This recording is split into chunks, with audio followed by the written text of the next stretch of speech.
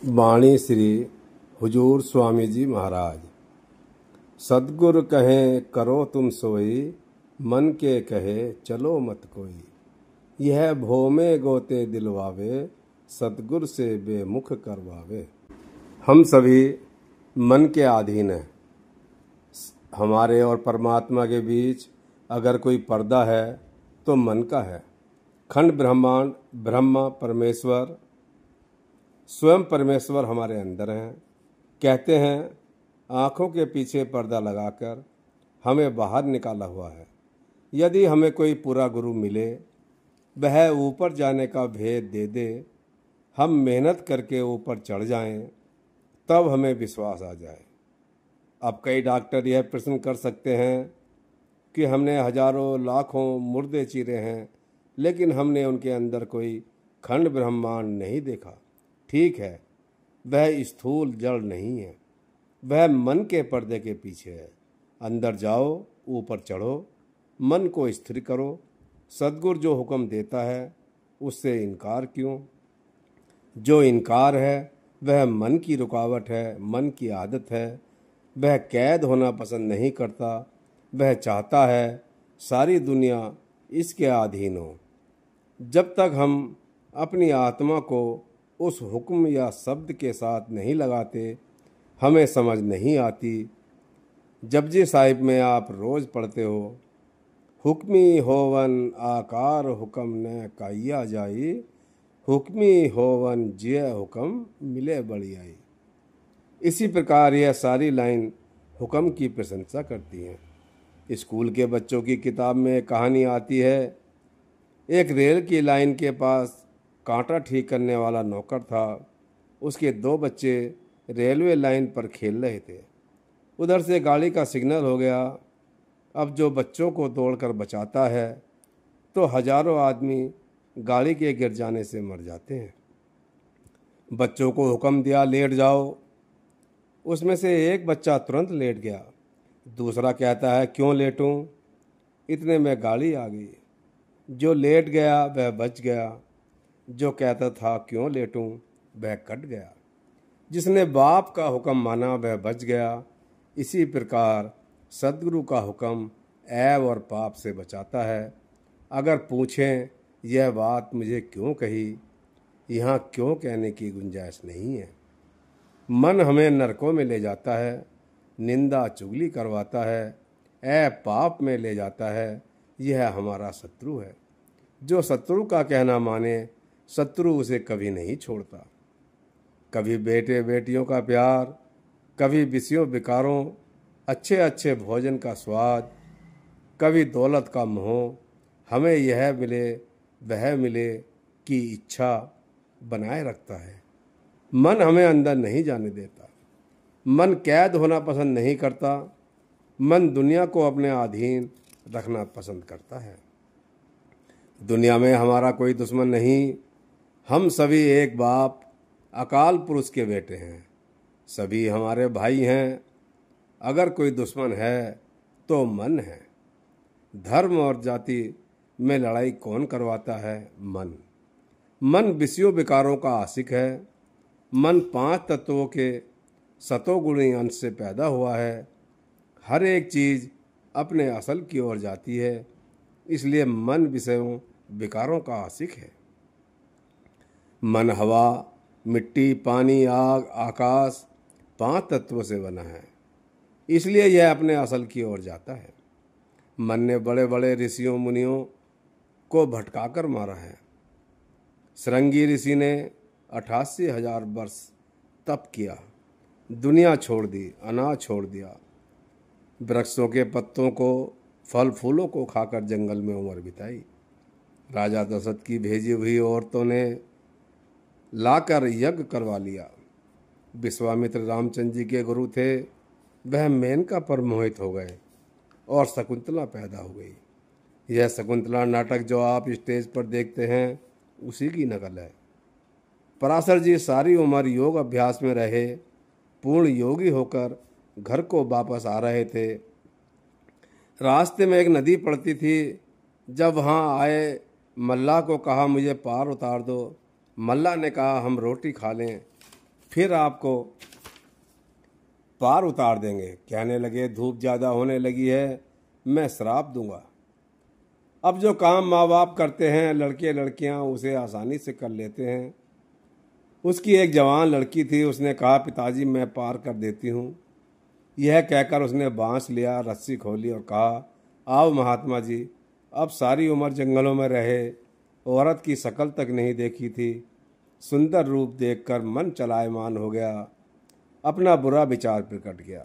लड़की ने कहा, हम लोग मछुए हैं, हमारे मुंह से आपको बदबू आएगी।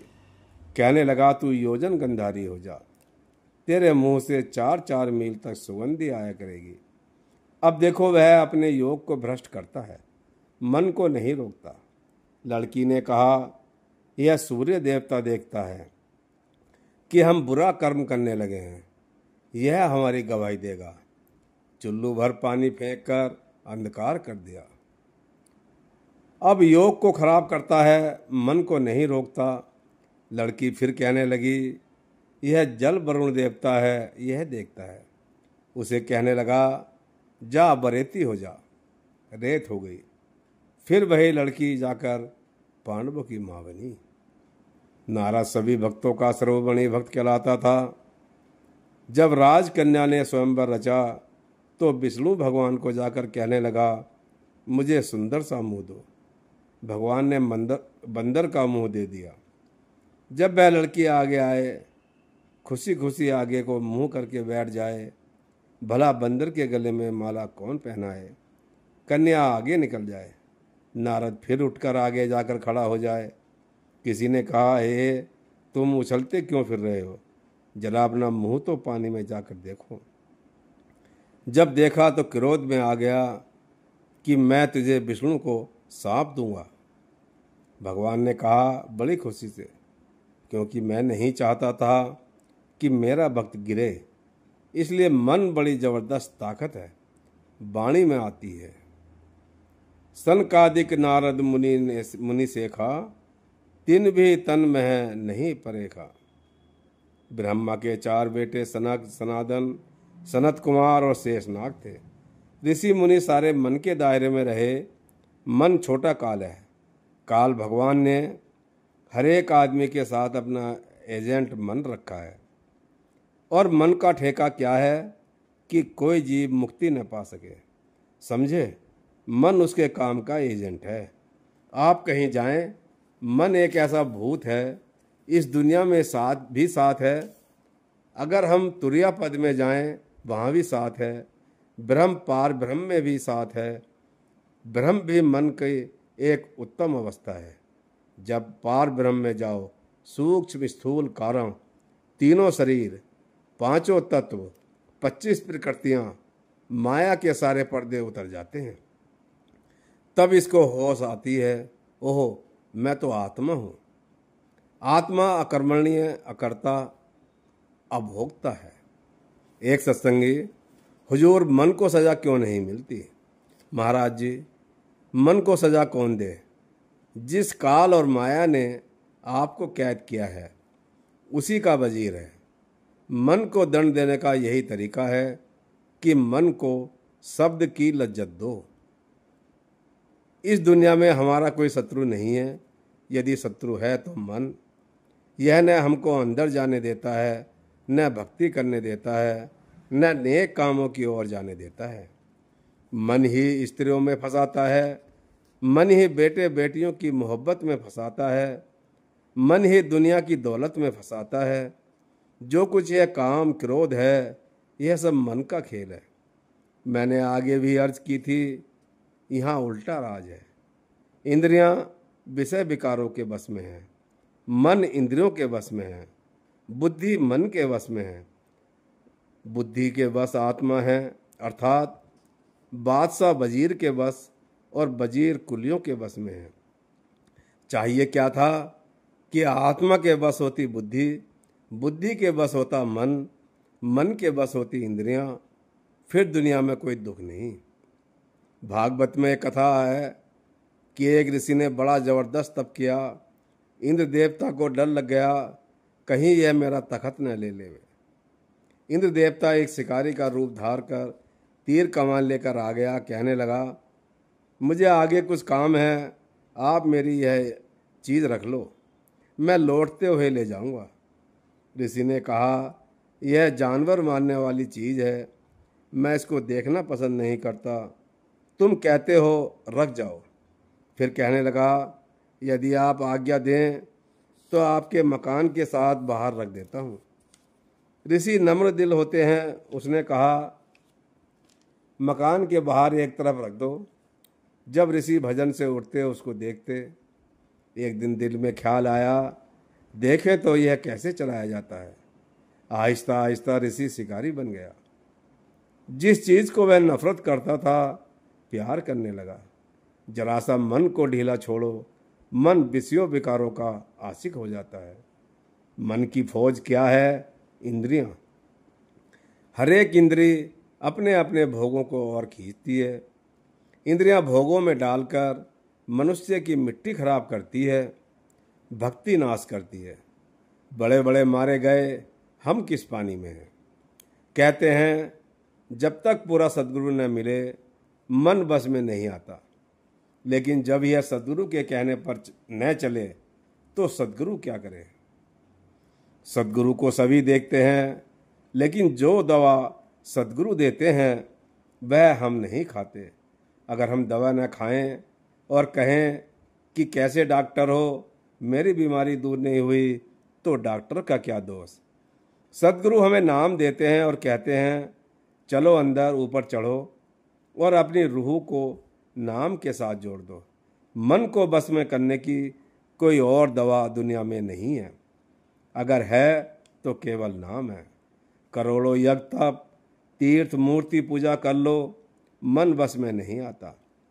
इसमें कोई संदेह नहीं है कि थोड़े समय के लिए लोगों ने सत्संग सुनकर, किताबें पढ़कर, विद्या प्राप्त करके मन को विषयों विकारों से रोका है। परंतु जब जबरदस्त भोगों की हवा चली, मन फिर चलायमान हो गया। यह इसी प्रकार है जिस प्रकार सुलगते आग को राख के नीचे दबा दें, लेकिन जब आंधी चली राख उड़ गई, आग फिर सुलग पड़ी। अगर आग पर पानी डाल दो तो दोबारा नहीं जलती। अर्थात मन को 9 द्वारों से निकालकर, शब्द की लज्जत देकर, देवी और पितरों का मार्ग जो कि वेद ने बयान किया है, सूर्य चंद्रमा को पार करके सद्गुरु को अंदर प्रत्यक्ष कर लें, उनके साथ बातें करें, फिर दर्जे व दर्जे मन और रूह को ऊपर ले जाओ, तो फिर मन विषयों विकारों में के काबू में नहीं आता। हम बार बार यही शिकायत करते हैं कि जी मन नहीं लगता, सद्गुरु क्या करे। कबीर साहब कहते हैं, कबीर साचा सद्गुरु क्या करे, ज्यों सिक्खा मैं चूक, अंधे एक न लगाई, ज्यों बांस बजे ये फूंक। सद्गुरु ने दवाई दी, हमने खाई नहीं। सद्गुरु जो हम सभी के अंदर है, हम पर्दा खोलकर उसे प्रत्यक्ष नहीं करते, फिर सद्गुरु क्या करे। मन के कपट को ऋषि मुनि भी नहीं समझ सकते। दुर्वासा जी कृष्ण भगवान जी के गुरु कहलाते थे। स्वर्गों में गए, उर्वशी ने ठग लिया। इसी प्रकार और सारे हिंदू धर्म के पुराण कह रहे हैं। वशिष्ठ जी रामचंद्र जी के साथ ज्ञान चर्चा कर रहे हैं कि अगर कोई कहे कि मैंने हिमालय पहाड़ उठा लिया तो यह असंभव है, परंतु 1 मिनट के लिए मैं यह मान लेता हूँ कि शायद ऐसा कोई सूरमा पैदा हो गया हो। अगर कोई कहे कि मैं हवा के वेग को रोक सकता हूँ तो यह भी असंभव है, लेकिन 1 मिनट के लिए यह भी मान लेता हूँ कि शायद कोई ऐसा महात्मा पैदा हो गया हो। लेकिन अगर कोई कहे कि मैंने मन को बस में कर लिया है, मैं यह नहीं मानता। मगर दुनिया में मन को बस में करने की भी दवा है। ऋषियों मुनियों फकीरों संत महात्माओं जिन्होंने भी मन को बस में किया है, इसी दवा के द्वारा। यह दवा आप सभी के अंदर है। वह एक ही दवा है, शब्द धुन। पहले तो मन हमें बाहर से ही धोखा देता है, परंतु अगर कोई अंदर चला भी जाए, काम क्रोध लोभ मोह और अहंकार उसको रोकते हैं। मिश्री कड़वी नहीं होती, लेकिन अगर कोई बुखार वाले को मिश्री दे दे तो उसको कड़वी लगती है। इसी प्रकार हम जितने भी हैं मन के अधीन हैं। जीव का दुनिया में कोई दुश्मन नहीं है, अगर है तो मन। जैसे जैसे अभ्यास करोगे मन निर्मल हो जाएगा, अंदर पर्दा खुल जाएगा। पूरे गुरु पूरे महात्मा को ढूंढो, बिना गुरु न कोई अंदर गया है न कोई जा सकता है। बहुत दिनों का जिक्र है, जब मैं रावलपिंडी गया, वहाँ एक बंगाली बाबू रहता था। एक आदमी ने आकर पूछा, बाबू मन काबू में आया? बाबू ने कहा, आया, परंतु बहुत मुश्किल से। पूछा, किस तरह? कहता है, जब मैं दफ्तर में नौकर था, 4 बजे से वापस घर आता, नौकर से कहता, तू अपना खाना खा ले और मेरा खाना पका कर रख दे। फिर मन से कहता, जब तक तू नाम की लज्जत न लेगा तब तक खाना नहीं मिलेगा। कई बार शाम के बैठे हुए को सुबह के 3 बज जाते, तब जाकर मन ने अंदर नाम की लज्जत ली। अगर मन के कहे लगे, मन भक्ति नहीं करने देता। सारे महात्मा यह कहते आए हैं। अगर मन का कहना माने, यह नरकों में ले जाता है। जब हम इस दुनिया में हैं, मन हमारे साथ है। जब तुरिया पद में जाएंगे, वहाँ भी मन साथ है। जब ब्रह्म में जाएंगे, वहाँ भी मन साथ है। जब अभ्यास करके स्थूल सूक्ष्म कारण तीनों शरीरों को छोड़कर पार ब्रह्म में पहुँच जाएं, वहाँ जाकर रूह नंगी हो जाती है। उसको पता लगता है कि मैं आत्मा हूँ। फिर यह कहती है कि मेरा कोई परमात्मा भी है। डॉक्टर ने दवा दी, घर लाकर रख छोड़ी, फायदा कुछ न हुआ। हम दवा नहीं खाते हैं, डॉक्टर को बदनाम करते हैं। अर्थात सद्गुरु ने नाम दे दिया, सुमरन न किया, न अंदर गए, न ऊपर चढ़े, न रूह ने शब्द की लज्जत ली। पहले तो हमें पूरा सद्गुरु नहीं मिलता। पूरा महात्मा मिलना बड़ा मुश्किल है। पूरा महात्मा बिना पूरे भाग्य के नहीं मिलता। दुनिया की बादशाहें मिलनी कठिन नहीं, वहीं बेटे बेटियां मिलने कठिन नहीं, लेकिन पूरा महात्मा मिलना कठिन है। यदि कोई बचाव का उपाय है तो पूरे सद्गुरु की शरण है। हमारा पहला कर्तव्य है कि पूरे सद्गुरु को ढूंढें। यदि हमारा एक जन्म भी पूरे सद्गुरु की खोज में लग जाए, उसके बाद मनुष्य जन्म मिलेगा और सद्गुरु मिलेगा। जब सद्गुरु मिल गया, फिर 84 का क्या डर। जल्दी नहीं करनी चाहिए। पूरी तसल्ली करके, पूरी खोज करके सद्गुरु धारण करना चाहिए। परंतु जब सद्गुरु मिल जाएं, फिर मेहनत करके अंदर पर्दा खोलना चाहिए। यदि सद्गुरु धारण करके फिर खोज में वक्त बर्बाद करता है तो अंदर तरक्की नहीं होती। जिस प्रकार कोई स्त्री किसी पुरुष के साथ ब्याही जाए फिर औरों की तरफ देखे, वह व्यभिचारिणी कहलाती है। हाँ, यदि रास्ता पूरा न मिले फिर खोज करनी चाहिए। सद्गुरु से बड़ा इस दुनिया में कोई भी प्यारा नहीं है। क्या कहते हैं कबीर साहब, गुरु गोविंद दो खड़े, काके लागो पाए, बलिहारी गुरु आपने, जिन गोविंद दियो लखाए। इस दुनिया में सद्गुरु से बड़ा कोई रिश्तेदार नहीं है। मौत के बाद न माँ साथ जाती है, न बाप साथ जाता है, न बेटे बेटियां, न दुनिया का सामान, न जाति न धर्म। अर्थात इस दुनिया की कोई भी चीज़ हमारे साथ नहीं जाती। यह शरीर भी हमारा यहीं रह जाता है। यह किराए का मकान है। 10, 20, 50, 100 साल बाद छोड़ देना है। यदि साथ जाने वाला कोई है तो सद्गुरु। मौत के समय ऊपर खंडों ब्रह्मांडों पर पूरा गुरु ले जाता है और दर्जे व दर्जे हमें ले जाकर मालिक के साथ मिला देता है। जो यह सद्गुरु के साथ दुश्मनी करे, उसकी निंदा करे, चुगली करे, फिर हमें साथ कौन ले जाए। क्योंकि हमें मालिक से तो सद्गुरु ने मिलाना है। अब कमी है तो यही है, मन पापी हमारे साथ है। यह हमें सद्गुरु पर पूरा भरोसा नहीं करने देता। सद्गुरु हमसे अपना काम नहीं करवाते। न उन्होंने कोई जाति बनानी है, न कोई धर्म बनाना है, बल्कि वह मालिक के साथ मिलाते हैं। वह अपनी मजदूरी करे, खेती करे, दुकानदारी करे, वह अपनी मेहनत करके मालिक का नाम जपते हैं। अगर वह दुकानदारी करते हैं या खेती करते हैं, मजदूरी करते हैं, इसमें हमें क्या शिकायत है? सोच लो, गुरु नानक साहब ने खेती करवाई। करतारपुर के बेदी अभी तक मौजूद हैं जो कि उन्होंने बसाए हैं। गुरु अर्जुन साहब ने छेरटा में कुआं लगवाया और बसाया। नामदेव जी ने साल रंग कर गुजारा किया। यानी जितने भी महात्मा आए, हर एक ने अपने हक की कमाई की और नाम जपा। अब अगर महात्मा हमसे कुछ मांगता नहीं है, फिर भी हम उसके साथ प्यार न करें, अंदर पर्दा न खोलें, यह हमारी गलती है। अगर हम सद्गुरु के साथ प्यार करेंगे तो हमें फ़ायदा है। हम अपने हृदय को निर्मल करते हैं।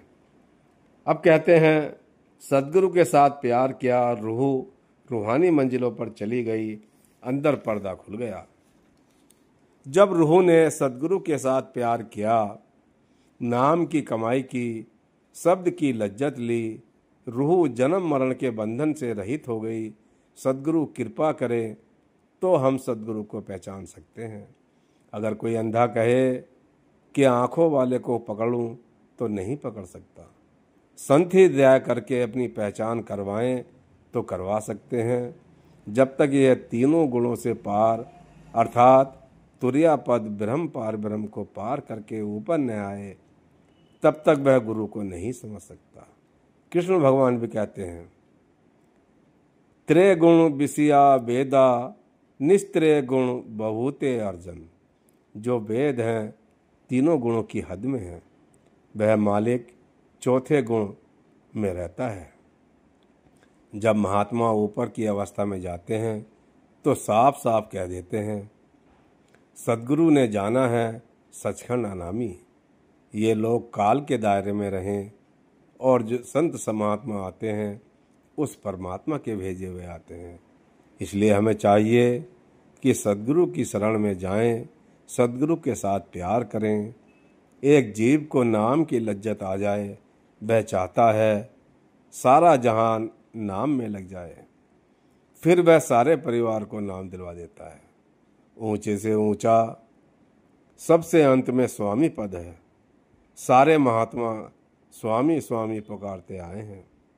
गुरु नानक साहब ने भी स्वामी कहा है, तुलसीदास कबीर साहब ने भी स्वामी कहा है। स्वामी जी महाराज ने कुल मालिक को रूह का स्वामी अर्थात राधा स्वामी कहा है। दिव्य कृपाल